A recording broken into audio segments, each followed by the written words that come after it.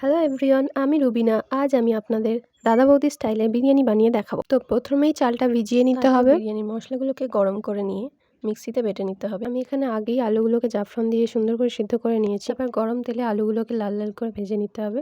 এখন পেঁয়াজগুলো ভেজে বেরেস্তা বানিয়ে নেব, নিয়ে তুলে নেব।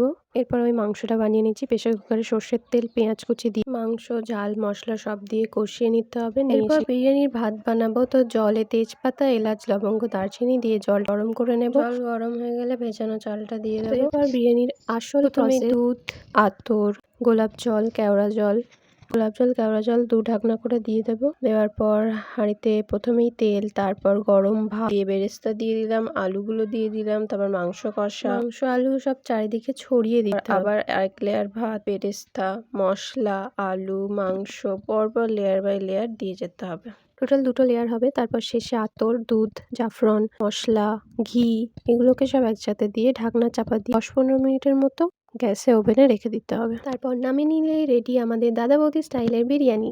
এটা এত সুন্দর খেতে হয়েছিল, জাস্ট অসম গাইস, জাস্ট অসম। এবং ভিডিও ভালো লাগলে আমার চ্যানেলটিকে সাবস্ক্রাইব করে দেবেন, লাইক, কমেন্ট, শেয়ার করে দেবেন। Bye bye.